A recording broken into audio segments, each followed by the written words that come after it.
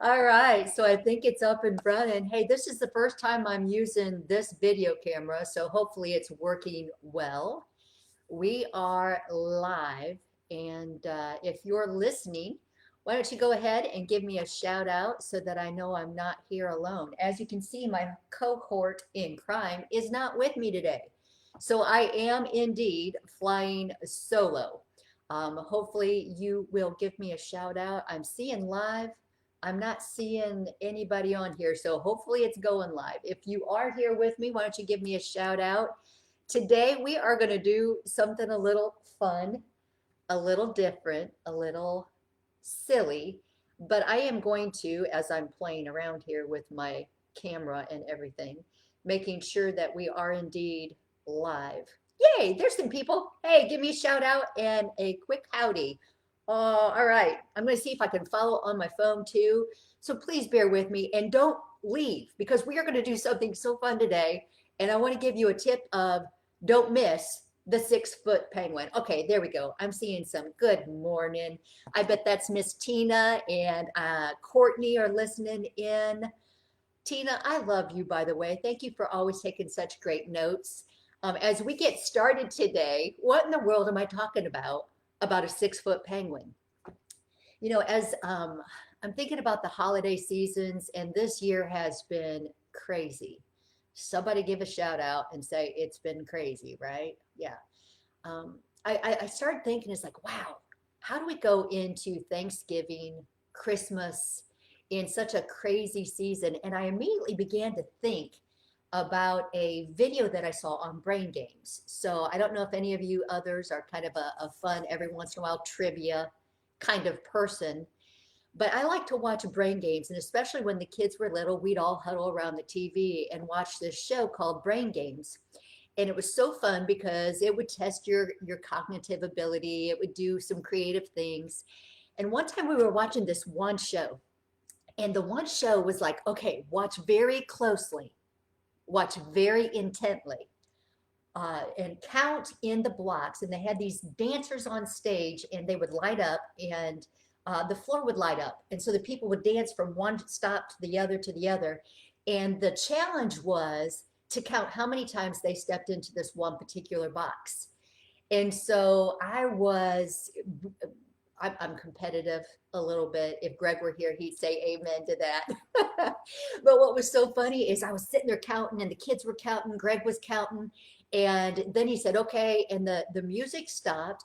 And then the host came back on and said, okay, how many counted 32? If so, you're absolutely right. You have this. And he started saying, he goes, now, how many of you that counted the particular time they stepped in this one box with the specific number noticed the 6 foot penguin that walked across the stage?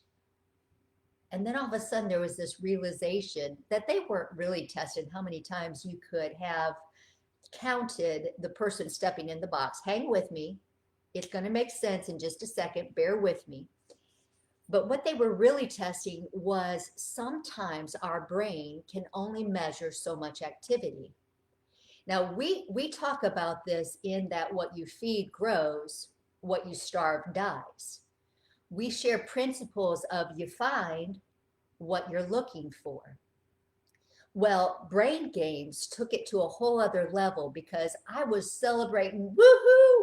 I got the right number. I counted 32 times that they stepped in this specific box. But what I had failed to recognize was the 6 foot penguin that walked behind the screen as these dancers were on the stage. You see, they had a penguin. It wasn't actually a 6 foot penguin. Don't worry, I'm not that crazy. But what they had done is they had a man or a woman dressed up in a 6 foot penguin costume that slowly walked across the stage as these dancers danced.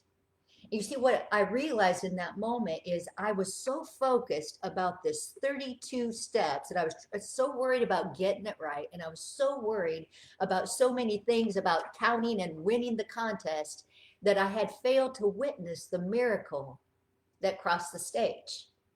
Because behind the dancers, a 6 foot penguin slowly danced. You get the picture, right? There was something going on behind the scenes, a really phenomenal thing, miraculous thing, because if a 6 foot penguin was really walking there, I missed it.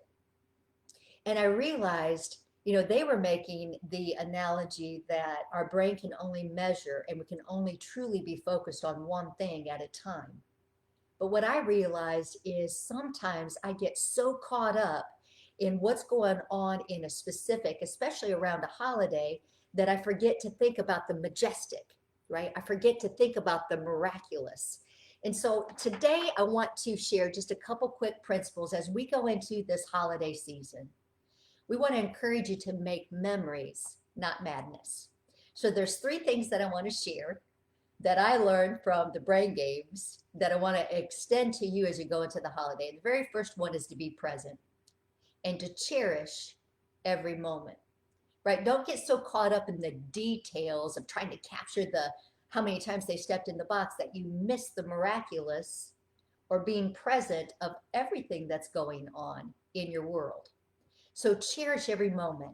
There was the scripture in Luke 2 where there was a hubbub going on. Jesus's birth was taking place, and there were shepherds, and there were angels, and there were majestic people bringing, these wise men bringing gifts. And in all the hustle and bustle of the lambs and the goats and whoever knows how the cows mooing and all of those things, what I love about Luke 2 is it says, and Mary pondered these things in her heart.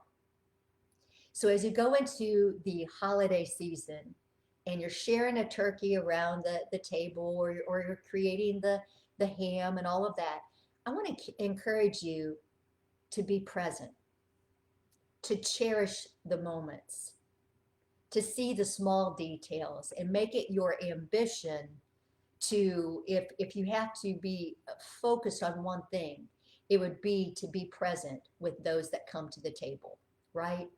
Second is to be creative. So the very first one is to be present and cherish every moment. Like Mary, ponder things in your heart, soak it in, be present with the people. Second is to be creative. And I wrote down just a couple notes of being intentional. I've never thought of myself as being creative around the holidays. I'm not crafty. I never really did scrapbooking. I tried it, but I just wasn't good at it. But what I learned is that I could be creative in the way that I'm creative.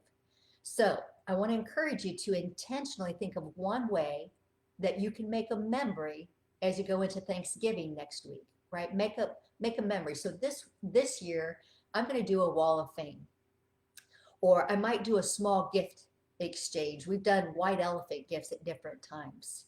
Or I might do a note of appreciation. I'm trying to land on one of those three things. And some of my family may be watching, so I don't want to give away what I'm going to be doing. But you could do something like writing a little note to everyone who shows up of what you appreciate about them. Or you could do something like you take a wall of fame, or you make a wall where you have have everybody put a sticky note of what it is that they're thankful for this year. All right, so first of all, be present and cherish the moment. Second is be creative, and I have to go with the third C, and that is to be conversational. We do this thing that my daughter hates. She's always like, "Oh, Mom, are you really bringing out the angel again?" But what we do is we craftily put this angel. It's a little angel about this big. I should have brought it with me so I could have showed you it. But we sit it on the table, and at some point in the dinner, as people are having conversation, I will pick up the angel and I'll begin a conversation. And I might say, ask the question of, this year we're going to pass the angel around. You can pass it to anybody after your turn is done, but share one thing that you're thankful for. And what's really great is because I think for me, I get really lost in a lot of noise. And so I love to engage the conversation around a central purpose, or a person rather. And so we pass the angel around. And what's so beautiful about it is everybody can share. Everybody has the floor at some point. And we share something like, what are you thankful for? What are you learning? What are you hopeful for the remaining part of this year? Or what are you thankful for about one person at the table? What do you appreciate or admire about them?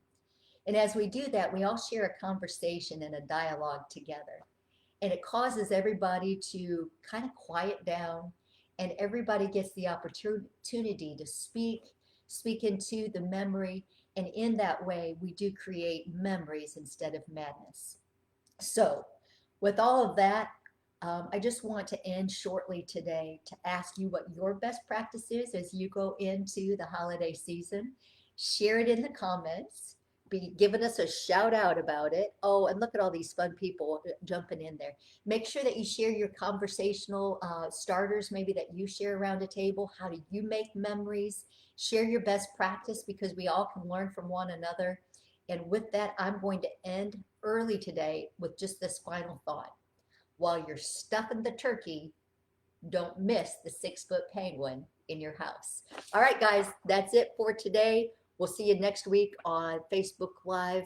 And as we go into the holiday season again, make sure that you're slowing down, being present, and cherishing every moment, that you're being creative, and that you're being conversational. All right, with that, here we go.